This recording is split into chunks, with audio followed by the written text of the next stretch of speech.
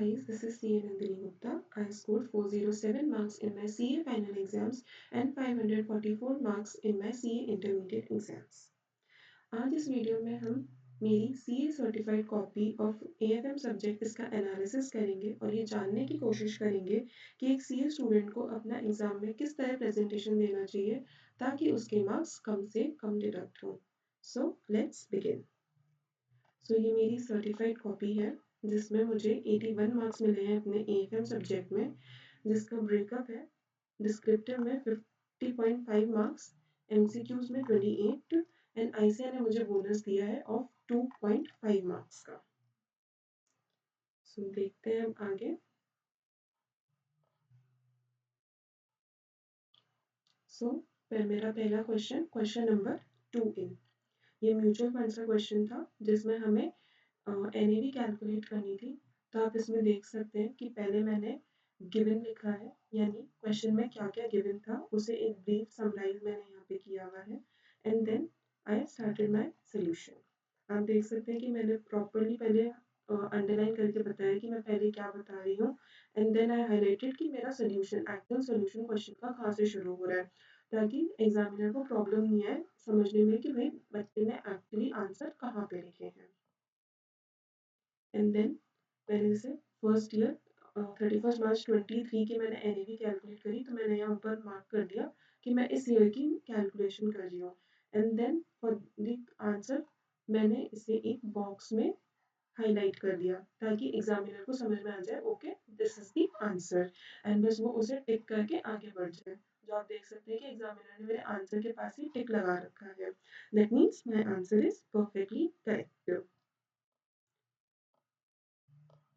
तो इसी तरह से मैंने अपना पूरा क्वेश्चन सॉल्व किया है एंड जहाँ जहाँ पे मैंने आंसर्स निकाले हैं वहाँ पे एग्जामिनर ने मुझे मार्क्स दिए हैं. तो इसमें दो चीज़ें समझ में आई कि यहाँ पे भी एग्जामिनर ने मुझे स्टेप वाइज मार्किंग दी है. दैट मीन्स जो जो भी मेरे आंसर्स करेक्ट है उस अकॉर्डिंग मुझे मार्क्स अलॉट हुए हैं. एंड सेकेंडली आप देख सकते हैं कि मैंने अपने आंसर्स को हाईलाइट किया है ताकि एग्जामिनर को ज़्यादा प्रॉब्लम नहीं आए. सो इस टेक्निक को ध्यान में रखते हुए मैंने अपना क्वेश्चन सॉल्व किया एंड मुझे इस क्वेश्चन में 6 आउट ऑफ 6 मार्क्स अलॉट हुए.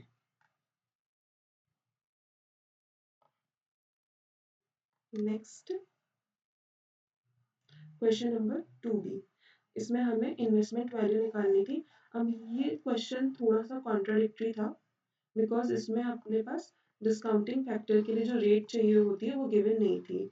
बेसिकली हमें जब भी इन्वेस्टमेंट की वैल्यू निकालनी होती है तो उसमें हमें टाइम वैल्यू का कैलकुलेशन करना पड़ता है बिकॉज उसमें आगे की भी वैल्यूज दे रखी होती है. तो उसे आज की प्रेजेंट वैल्यू पे लाने के लिए हमें डिस्काउंटिंग फैक्टर चाहिए होता है जो कि क्वेश्चन में रेट गिवन नहीं थी. सो ऑब्वियसली ये चीज़ गलत है.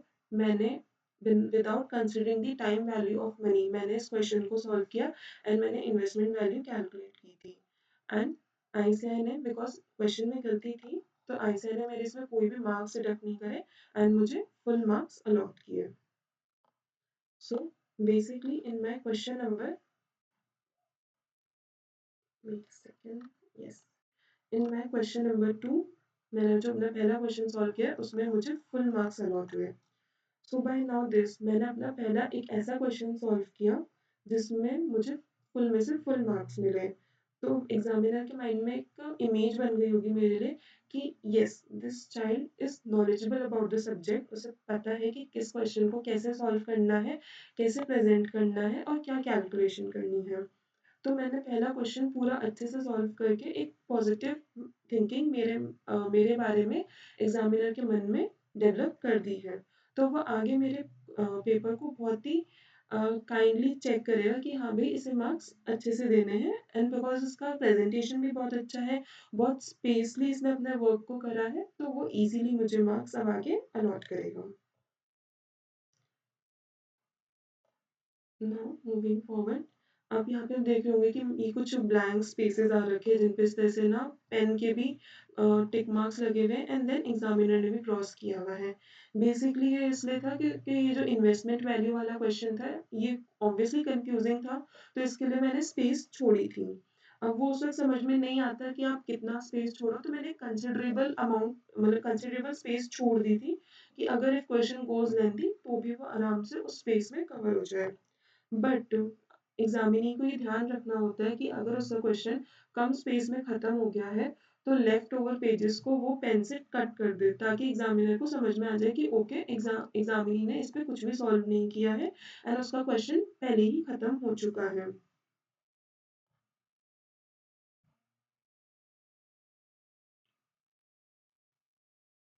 Now coming to question number 3A, जिसमें हमने डेरिवेटिव्स का ये क्वेश्चन है।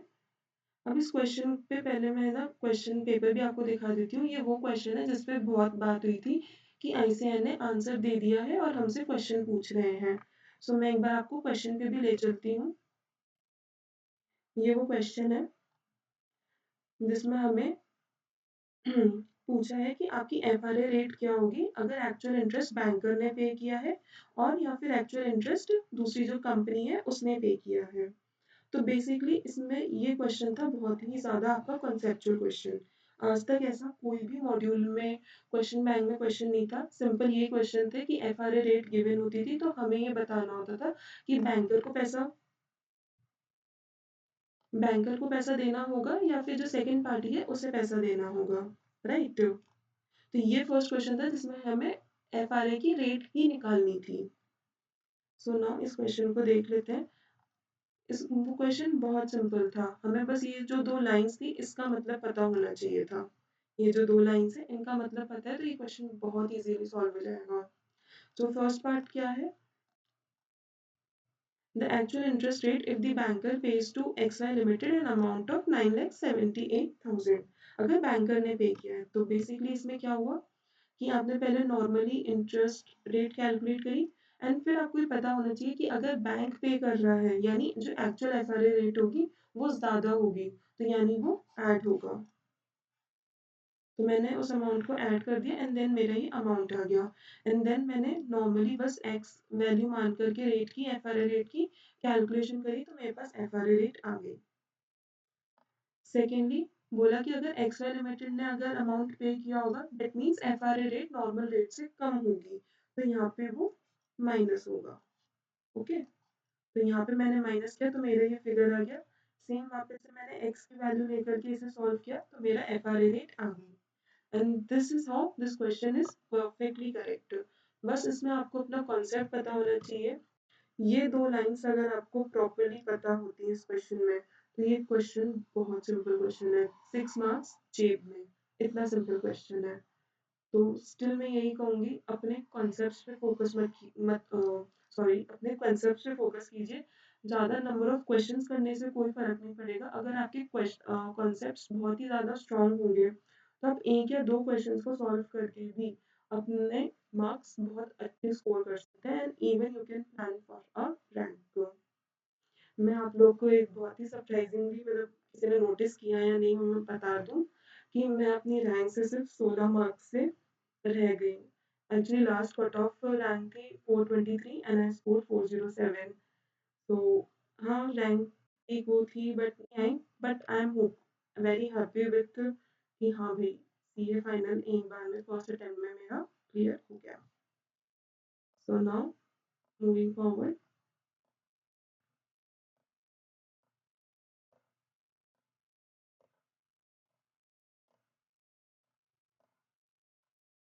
Question number 3B। अब ये क्वेश्चन था नॉस्ट्रो ऑस्ट्रो अकाउंट से रिलेटेड। ऑनेस्टली इस क्वेश्चन मतलब ये कॉन्सेप्ट मुझे कम ही समझ में आता था। तो इसमें ठीक है मैंने जो इनिशियल कैलकुलेशन होती है वो तो मैंने कर दी थी सही सॉल्व, उस पर एग्जामिनर ने मुझे मार्क्स भी अलॉट कर दिए। बट मुझसे ये नेक्स्ट कैलकुलेशन में मिस्टेक हो गई तो उन्होंने मुझे सिर्फ 3 मार्क्स अलॉट किए आउट ऑफ 8। सो इस अकॉर्डिंग मुझे क्वेश्चन नंबर 3 में 9 मार्क्स मिले हैं out of 14।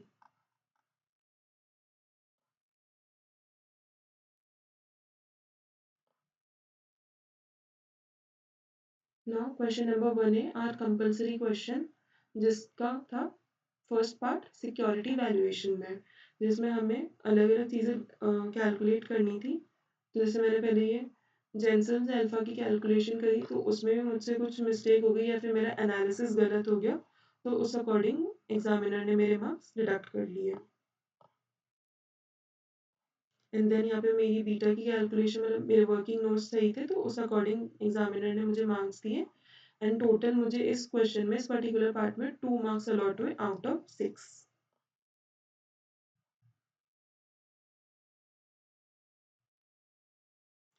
Now question number 1B, real options. जो ये 3 अलग से क्वेश्चंस अपने मॉड्यूल में इंक्लूड हुए थे, जो बहुत ही हाई प्रोबेबिलिटी थी कि मई 24 में उनमें से पूछा जाएगा, बट नहीं आया, बट नवंबर 24 में ज़रूर इनमें से एक क्वेश्चन बन गया, जो बिल्कुल कॉपी पेस्ट है अपने उन 3 मॉड्यूल में से। जो एक क्वेश्चन है, उससे बिल्कुल ये सिमिलर क्वेश्चन है। अगर आपको वो क्वेश्चन आप सॉल्व करके गए होंगे, तो इस क्वेश्चन को सॉल्व करना तो बहुत ही सिंपल था, कुछ था ही नहीं इसमें। बस डायरेक्ट हमने रिस्क न्यूट्रल प्रोबेबिलिटी फॉर्मूला लगाया, आराम से ये क्वेश्चन सॉल्व हो गया। और मैंने ये क्वेश्चन पूरा अच्छे से, मतलब प्रॉपर मेरा आंसर करेक्ट है, बट स्टिल आईसीएआई ने मुझे 3 मार्क्स दिए 4 में से। सो ठीक है, उनको लगा होगा कि मुझे कुछ इसमें थ्योरी वगैरह भी लिखनी चाहिए, बिकॉज अगर आप एक्चुअल मॉड्यूल का आंसर देखेंगे तो उसमें उन्होंने कुछ थ्योरी भी लिखी है, जो मैं नहीं लिख पाई बिकॉज थोड़ा टाइम का क्रंच था। तो ठीक है, उस अकॉर्डिंग उन्होंने मेरा 1 मार्क्स इसमें डिडक्ट कर लिया। And then this is of theory question, कि इसमें हमें जो अपने कंपनी के 4 डिसीजंस होते हैं उनके ऊपर लिखना था। तो मैंने जो मेरे हेडलाइंस है, मेरी जो हेडिंग्स है, वो तो मैंने बिल्कुल करेक्टली लिखी है, तो उस पे तो कोई प्रॉब्लम नहीं आई। लेकिन माइट भी आईसीआई को लगा होगा, एग्जामिनर को लगा होगा कि जो अंदर का मैटर है वो बहुत रेलेवेंट नहीं है, तो उन्होंने मुझे इसमें 2 मार्क्स ही दिए आउट ऑफ 4। वैसे तो मैंने जितने टीचर्स के वीडियोस देखे थे और जितने भी मैंने पुराने सुने थे, कि अगर आपने एएफएम में हेडिंग सही लिखी है, तो अंदर का मैटर थोड़ा बहुत भी रिलेवेंट हो तो आपको फुल मार्क्स मिल जाते हैं। बट ठीक है, it's depend on examiner to examiner कि उन्हें कितना आपका आंसर ठीक लग रहा है, तो उस अकॉर्डिंग उन्होंने आपको मार्क्स अलॉट किए हैं। बट हाँ, आपकी हेडिंग्स तो बिल्कुल सही होनी ही चाहिए। अगर हेडिंग्स भी सही नहीं होंगी तो आपको कुछ भी मार्क्स नहीं मिलने वाले। तो फॉर एएफएम, जो भी आपके 4-5 आपके टॉपिक्स हैं, अभी मैं नीचे इसके लास्ट में बात कर लूंगी कि कौन कौन से आपको थ्योरी पार्ट में ध्यान रखना चाहिए। तो उन चैप्टर्स को तो आप अच्छे से करके जाएं, जो भी उनके मेन हेड पॉइंट्स हैं उन्हें अच्छे से लर्न करके जाएं।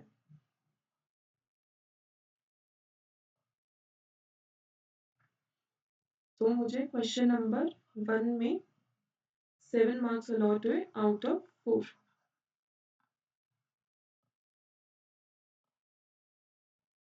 Now question number 6A, which is of portfolio management। अब इस क्वेश्चन में भी पहले मैंने शार्पे रेशो की कैलकुलेशन करी, जिससे मैंने वेरिएंस निकाला, तो वो मेरा बिल्कुल करेक्ट था।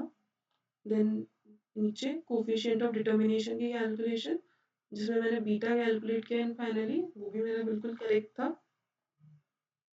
और लास्ट में आते आते जो मुझे आर स्क्वायर की, यानी कोफिशिएंट ऑफ डिटर्मिनेशन की कैलकुलेशन करनी थी, उसमें मुझसे कुछ गलती हो गई थी, तो उसके मेरे मार्क्स यहाँ पे डिडक्ट कर लिए। तो उस अकॉर्डिंग मुझे 4.5 मार्क्स मिले आउट ऑफ 8।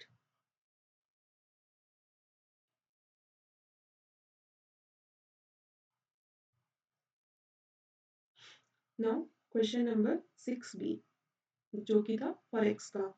ये क्वेश्चन बिल्कुल सिमिलर था आपके से, ये मॉड्यूल में भी गिवन है, ये पास्ट में भी, आई थिंक ये मॉड्यूल में ही गिवन है जहाँ तक मुझे ध्यान है इसके बारे में।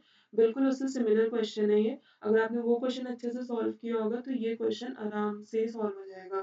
स्वैप ऑप्शंस का क्वेश्चन था, जिसमें हमें 2 ऑप्शन दिखाने थे। अगर आप स्वैप ऑप्ट करते हैं और अगर आप स्वैप ऑप्ट नहीं करते हैं, तो आपको कितना प्रॉफिट होगा या लॉस होगा, उसकी कैलकुलेशन करनी थी।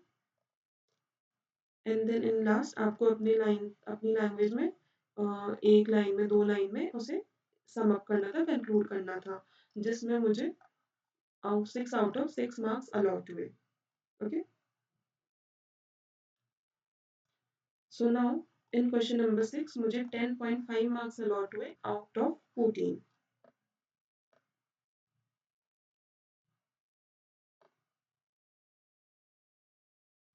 Now question number 4E, which is of derivatives, जिसमें हमें बीटा की कैलकुलेशन करनी थी।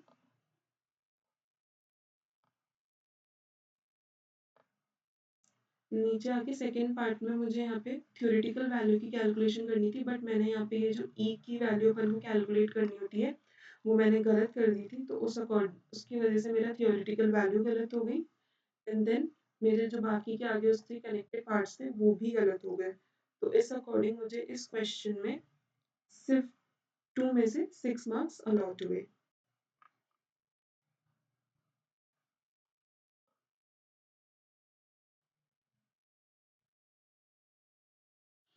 नाउ क्वेश्चन नंबर 4 बी, जो कि था ईवा से रिलेटेड यानी इकोनॉमिक वैल्यू एडेड, जिसमें हमें ईएटी की कैलकुलेशन करनी थी, विच आई हैव डन, एंड मुझे इसमें फुल में से फुल मार्क्स मिले हैं।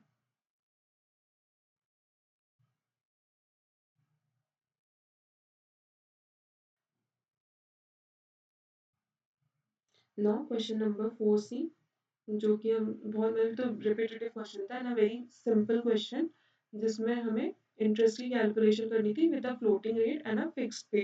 और हमें ये देख एट लास्ट इसमें हमें निकालना था कि हमारा फ्लोटिंग इंटरेस्ट कितना है और हमारा फिक्स इंटरेस्ट कितना है, एंड रेट की कैलकुलेशन, जिसमें भी मुझे फुल में से फुल मार्क्स मिले थे।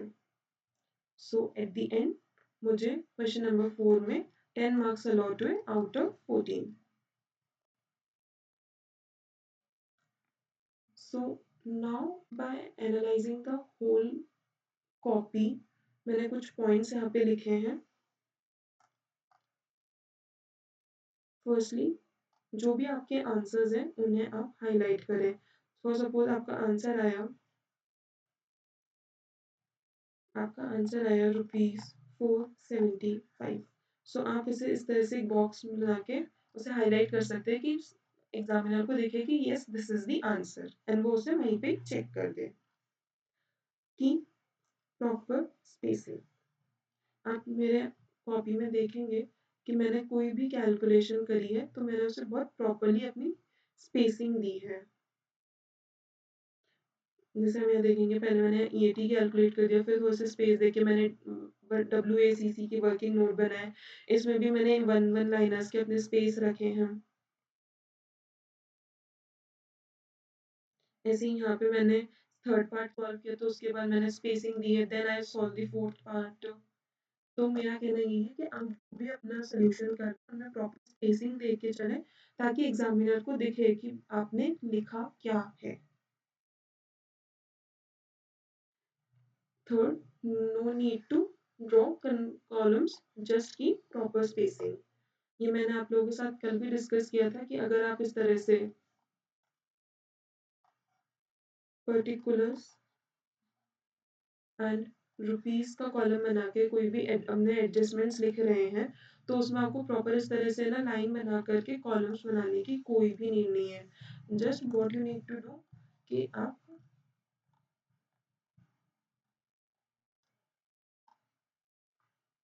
Just what you need to do कि आप प्रॉपर स्पेसिंग रखें। फॉर सपोज मैंने यहाँ पे नेट इंटरेस्ट लिखा, एंड देन मैंने कोई अदर अमाउंट लिखा, तो यहाँ पे भी मेरा एक प्रॉपर स्पेसिंग हो, एंड मैं यहाँ पे अपना जो भी फिगर लिख रही हूँ तो इनके बीच में भी प्रॉपर स्पेसिंग हो, ताकि समझ में आए कि आपका एडजस्टमेंट क्या है एंड आपने अमाउंट क्या लिखा है, वो प्रॉपरली एग्जामिनर को समझ में आए। So no need to make columns, just maintain the proper spacing. हाँ, the fourth one, try to solve answer to the extent possible. ऐसा हो सकता है कि आप कोई एग्जाम में क्वेश्चन सॉल्व कर रहे हैं और वो आपको पूरी तरह से नहीं आता है, तो ठीक है, जितना आता है to the most extent possible, थोड़ा दिमाग लगा के जितना भी आपसे क्वेश्चन सॉल्व हो उतना आप क्वेश्चन को सॉल्व करें। ऐसे आपके सही पार्ट पे आपको स्टेप मार्किंग जरूर देगी। सो वो आपके लिए एक तरह के बोनस मार्क्स ही है कि भाई जो क्वेश्चन आपको नहीं आता था, आप उसके एंड आंसर तक नहीं पहुंच सकते थे, उससे भी अगर आपको 2 मार्क्स 3 मार्क्स अगर मिल जाते हैं तो आपके लिए तो एक बहुत बड़ा अचीवमेंट ही है ये।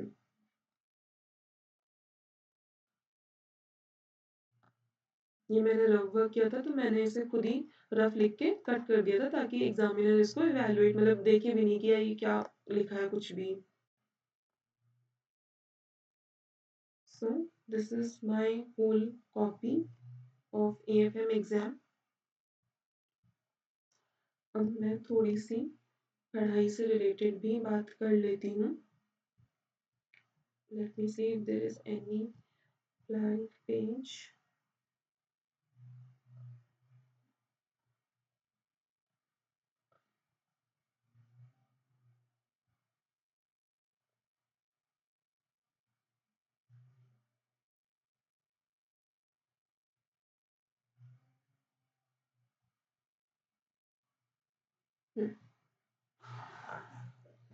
So now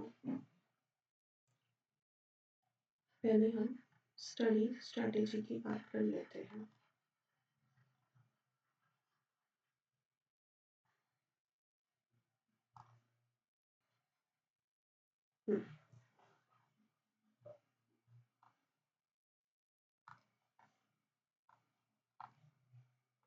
first revision.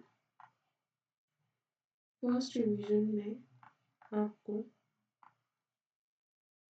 Max 12 to 15 days देने चाहिए, जिसमें आप सारे कॉन्सेप्ट्स को भी रिवाइज करेंगे एंड अपना 100% क्वेश्चन बैंक सॉल्व करेंगे.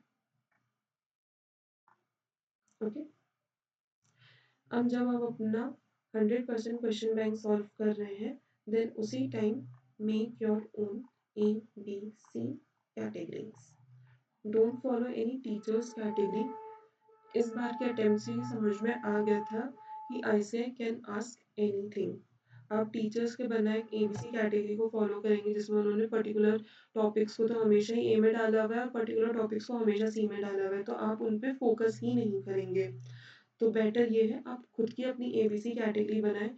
हर टॉपिक वाइज, हर चैप्टर वाइज अपनी ABC कैटेगरी बनाए कि okay, if this chapter is having 30 questions, then these 6 questions are my of A category, these 6 questions are of my B category and the rest one are of C category, जिनको मैं बस अब next बार में तो सिर्फ पढ़ लूंगी सिर्फ, तो भी मेरा काम हो जाएगा. And A and B I will solve by writing them again. So this is your first revision part कि आप अपना फर्स्ट रिवीजन इस तरह से 12 to 15 डेज में AFM का कंप्लीट करेंगे. ओके. Now second revision.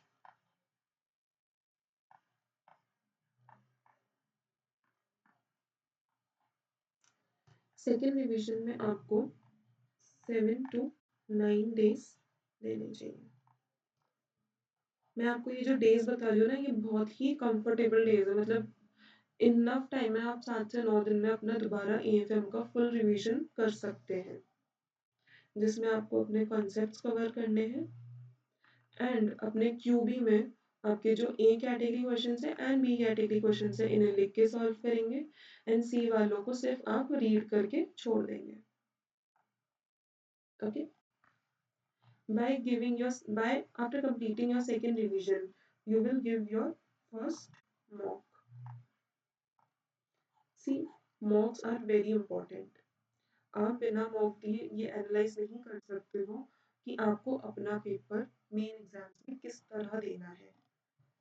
आपको ये आइडिया ही नहीं लगेगा कि आपको कितना टाइम किस क्वेश्चन को देना है. अगर कोई क्वेश्चन ज़्यादा टाइम ले रहा है तो उसे छोड़कर आगे बढ़ना है. एंड ऑल दिस प्लानिंग वो आपके सिर्फ मॉक से ही आपको समझ में आता है कि आपको अपना टाइम कैसे मैनेज करना है. जो एक वो प्रेशर होता है, सी अगर आप अपना ना नॉर्मल डे लाइफ में इस तरह से ना क्वेश्चन को सॉल्व कर रहे हैं, तो उसमें अगर आपको टाइम ज़्यादा भी लग रहा है तो आप प्रेशराइज फील नहीं कर रहे हो. बट अगर आप अपना मॉक देंगे जिसमें आपको ये पता है आपको 3 घंटे में ख़त्म करना है, मतलब करना है, तो उसमें आपको एक प्रेशर भी फील होगा जो कि आपको हैंडल करना आना चाहिए. अगर आप नहीं घर पे आपको आदत नहीं पड़ी ना, तो आप मेन एग्जाम में जाकर के बर्स्ट आउट हो सकते हैं कि आपसे ये नहीं हो रहा, आप नहीं कर पा रहे. So give mocks well before the exam. So and according to my suggestion you should give at least 2 mocks of each subject to get a fair idea, to get habitual with the papers. Okay. Now third revision.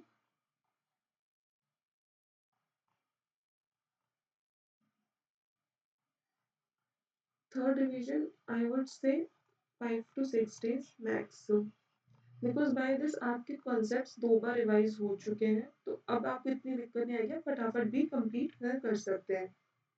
Concepts में भी अब आप उन्हीं concepts को बार बार पढ़ेंगे जो आपने A and B में रखा होगा आपने। बाकी आप सी कैटेगरी के आप नहीं भी पढ़ेंगे तो भी वो आपके सबकॉन्शियस माइंड में ऑलरेडी होंगे। And about QB, you can solve A questions by writing them and B and C by just reading them. By now this आप थर्ड रिवीजन में आप अपने क्या चीज़ ऐड कर सकते हैं कि आप जो ये क्वेश्चंस को अपने सॉल्व कर रहे हैं, फॉर सपोज आप कोई ए कैटेगरी का क्वेश्चन सॉल्व कर रहे हैं एंड उसमें ये 5 लाइन्स इस तरह से लिखी हुई है। अब आपके ये ए कैटेगरी क्वेश्चन क्यों है, बिकॉज ये जो 2 लाइन्स है इनका जो एडजस्टमेंट है वो आपको ध्यान में नहीं रह रहा है, या आपको बार बार इसमें कंफ्यूजन हो जाता है। तो आप इसका क्या कर सकते हैं, जो मतलब ये मेरी सीक्रेट टिप है जो मैंने अपने स्टडी टाइम में अडॉप्ट की थी, कि जो इस तरह की डिफिकल्ट लाइंस होती थी मैं उनका हिंदी में मतलब लिख लेती थी, एंड हिंदी में ही इसका क्या एडजस्टमेंट होना चाहिए मैं उसे लिख लेती थी। आप कोई भी अपनी लैंग्वेज जिसके लैंग्वेज में आप कंफर्टेबल है, Marathi, Telugu and what other languages are prevalent in India, आप उनमें अपने ट्रांजेक्शन को लिखे, ताकि आप जब इसे अगर आपको 4 टाइम रिविजन मतलब आपकी जो है बोनस रिविजन है इसमें आपको रिवाइज करने का मौका मिलता है, तो जस्ट आपको ज़्यादा टाइम नहीं लगे। आप एक कैटेगरी क्वेश्चंस में भी जो मतलब बस एक एक दो दो एडजस्टमेंट्स की वजह से अटक रहे हैं उनका हमने हिंदी वर्जन पढ़ा and you are good to go with that question. Okay, so this is all about study strategy, कि आप जब अपने जो भी आपको महीने मिले हैं 3 महीने 4 महीने आपके सेल्फ स्टडी के लिए, उसमें आपको अपनी स्टडीज किस तरह से प्लान आउट करनी है। हाँ, एक चीज़ और, बहुत मतलब मेरे पास काफ़ी सबके मैसेजेस आए, कॉल्स आए कि हमें अपनी एएफएम की थ्योरी के लिए क्या करना चाहिए। सी एएफएम की थ्योरी में ना बहुत सारे चैप्टर्स दिए हुए हैं, हर प्रैक्टिकल चैप्टर की थ्योरी है, तो it's not possible, practically possible for the student कि वो सारे चैप्टर्स की थ्योरी को कवर करें। So 4 chapters are there, risk management, corporate policy, startup finance and securitization. ये 4 चैप्टर्स हैं जिसमें से आईसीआई क्वेश्चन पूछता ही पूछता है। These are A category chapters for theory. अगर आपने जैसे आप हमारे अटेम्प्ट में भी दे सकते हैं, तो वो कॉर्पोरेट पॉलिसी में से क्वेश्चन आया था, जो फाइनेंसिंग डिसीजन वाला था वो कॉर्पोरेट पॉलिसी में से क्वेश्चन आया था। तो आईसीआई मोस्टली इन्हीं चैप्टर्स में से पूछता है, रेयरली वो दूसरे चैप्टर्स पे जाता है।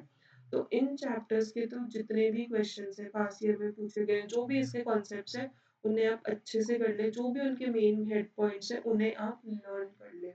अंदर का मैटर आप भली खुद अपने मन से लिख सकते हैं, but that should be relevant, but head points आप बिल्कुल प्रॉपरली उन्हें लर्न करेंगे।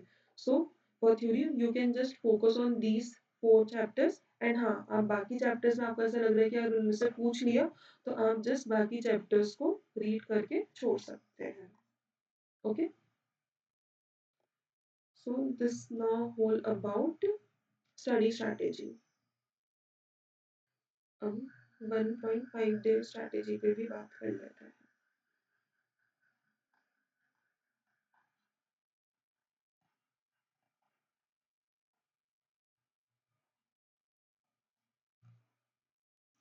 अब 1.5 डे में आपको अपने एएफएम को कैसे प्रिपेयर करना है। सी, एक चीज़ मैं आपको बहुत ऑनेस्टली बता देती हूँ, एएफएम का कोर्स सीए फाइनल में सारे सब्जेक्ट्स में सबसे छोटा है। ये आप लोग को अभी लग रहा होगा कि यार इसमें इतने सारे चैप्टर्स है नहीं हो पा रहे, फॉरेक्स इतना बड़ा, डेरिवेटिव्स इतना बड़ा है, but trust me guys, AFM is the smallest course in all the subjects, सबसे जल्दी रिवाइज हो जाने वाला सब्जेक्ट है। आई नो, प्रैक्टिक पॉसिबली मुझे भी बहुत डर लगता था, मुझे एएफएम का बहुत डर था, but with time with multiple revisions ये सब्जेक्ट बहुत सिंपल हो गया। सो मैं भी आप लोगों को यही कहूँगी कि आप इस को इस सब्जेक्ट को बार बार रिवाइज करें तो ये आपके लिए बहुत ही स्ट्रॉन्ग पॉइंट हो जाएगा। प्रैक्टिकल बेस्ड सब्जेक्ट है, अच्छी स्कोरिंग होगी तो जो बाकी थ्योरी सब्जेक्ट्स होते हैं उनमें अगर कम स्कोरिंग भी होगी तो भी आपका एग्रीगेट आराम से बैठ जाएगा। So now for the 1.5 day strategy what I have done, मैं अपना एफआर का पेपर दे करके 6 PM तक फ्री हुई। By 6:30 I started studying for AFM। अब मैंने अपने AFM की पढ़ाई करी 6:30 to 12 PM। बीच में मैंने हाफ आवर का अपना डिनर ब्रेक लिया, बाकी मैंने इतने घंटे अपने पढ़ाई करी। अब मैंने इसमें क्या किया था, मैंने जो बड़े चैप्टर्स होते हैं, जो छोटे छोटे चैप्टर्स होते हैं ना, उन्हें मैंने पहले कंप्लीट कर लिया। फॉर सपोज आपका सिक्योरिटी वैल्यूएशन हो गया और आपका रिस्क मैनेजमेंट हो गया एंड बहुत छोटे छोटे चैप्टर्स हैं अपने, IRM हो गया, मर्जर एंड एक्विजिशन हो गया, कॉर्पोरेट वैल्यूएशन हो गया। ये सब क्या छोटे चैप्टर्स हैं, जल्दी रिवाइज हो जाएंगे आपसे। मतलब आपके इनके जो LDR क्वेश्चंस भी होंगे ना वो भी आप फटाफट रिवाइज कर पाएंगे। तो इस तरह के जो छोटे चैप्टर्स थे वो मैंने अपने सेम डे पे कंप्लीट कर लिए। And then for the next day I woke up at 6. By 7 I get free. So 7 AM to वही 12 PM तक। अब हाँ, इसमें बीच में मेरा lunch break, breakfast break and other routine work, उसके भी अगर हटा के जो भी मेरा रिमेनिंग टाइम है उसमें मैंने बाकी के मेरे प्रैक्टिकल चैप्टर्स को कंप्लीट कर लिया। फॉरेक्स हो गया, डेरिवेटिव्स हो गया, all. And then the next day जो मेरे पास मेरा टाइम बचा था 7 AM to 12:30 AM, यानी 5.5 आवर्स ये मैंने दिए अपने थ्योरी को। थ्योरी में मैंने इतने पूरे टाइम नहीं लगाया, मैंने थ्योरी में आई थिंक ने 3 घंटे दिए थे, बिकॉज मैंने जो 4 आपको चैप्टर्स बताए प्लस मैंने कुछ बी कैटेगरी के चैप्टर्स को भी किया था, बिकॉज स्टूडेंट थी मैं भी, तो डर था थोड़ा सा, तो मैंने बी कैटेगरी के चैप्टर्स को भी एक बार देख लिया था। तो इस तरह मैंने अपने 3 घंटे इस चीज को दिए थे, बाकी 2.5 आवर्स में मैंने कुछ मेन मेन पॉइंट्स लिखे थे। अब वो मेन मेन पॉइंट्स का क्या था वो मैं आपको बताती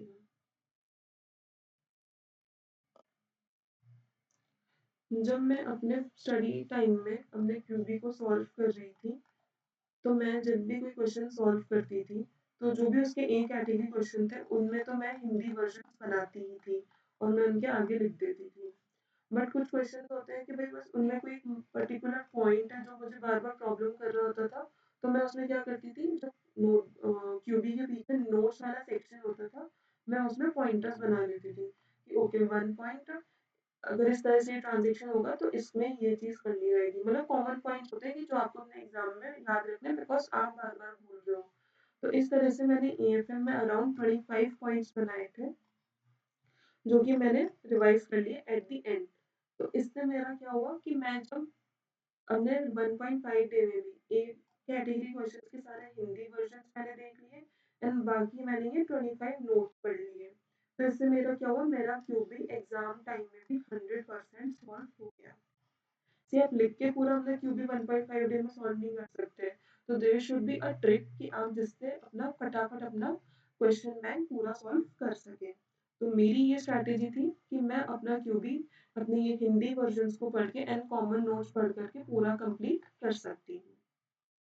सो this was one small tip और you can say a trick जो मैंने अपनाई अपने AFM सब्जेक्ट को कंप्लीट करने के लिए एंड बाय दिस मतलब मुझे बहुत हेल्पफुल हुई। I scored 81 marks out of 100 in my AFM subject. So I hope इस स्ट्रैटेजी को अपना के, इस ट्रिक को अपना करके आप भी अपने मार्क्स में अपने एग्जाम में अच्छे मार्क्स स्कोर करेंगे and I wish all the best to all of you. बाकी बात इतनी सी है कि always stay motivated, do not ever self doubt yourself, no self doubt should be there. कभी लगे कि यार हमने ये कहाँ आके फँस गए हैं, हमसे नहीं हो पा रहा है, सो जस्ट थिंक कि ये हमने शुरू क्यों किया था, why we have started this journey. So हमेशा की तरह मैं एक ही बात कहूँगी कि इस जर्नी को एन्जॉय करते हुए चलें। जब मंज़िल पे पहुँच जाएँगे ना, तो वहाँ से जो नज़ारा है वो बहुत खूबसूरत है। सो मैं आप सबका वेट कर रही हूँ कि हम सब उस मंज़िल पे आके एक साथ दोबारा मिलेंगे। So all the best to all of you. अपनी पढ़ाई अच्छे से करें, अपनी हेल्थ का ध्यान रखें, जंक ज़्यादा बाहर का नहीं खाएँ, ऑलवेज़ स्टे मोटिवेटेड। कभी भी कोई भी नीड हो, कोई भी क्वेश्चन में आपको प्रॉब्लम आ रही है या आप बहुत ही ज़्यादा डाउन फ़ील कर रहे हैं, you can always contact me. आप मुझसे टेलीग्राम के थ्रू कनेक्ट कर सकते हैं, आप मुझसे लिंक्डइन के थ्रू कनेक्ट कर सकते हैं और you can connect with me on Instagram. मैंने तीनों के अपने आईडीज़ आपके साथ शेयर कर रखे हैं। You can one two one connect with me, you can message me. बाकी मैं इस तरह की वीडियोज़ और लाती रहूँगी। Next video I think audit subject का आएगा, सर्टिफाइड कॉपी का। सो stay subscribed and please do follow my channel. Share this video with all your friends and colleagues जो upcoming एग्जाम में अपीयर होने वाले हैं। And yes, do subscribe my channel, क्योंकि आप लोग को सब्सक्राइब करके मुझे छोटा सा मोटिवेशन देंगे कि मैं आप लोग के लिए इस तरह के वीडियोस और बनाती रहूँ। So thank you so much. This is C Nandini Gupta signing of.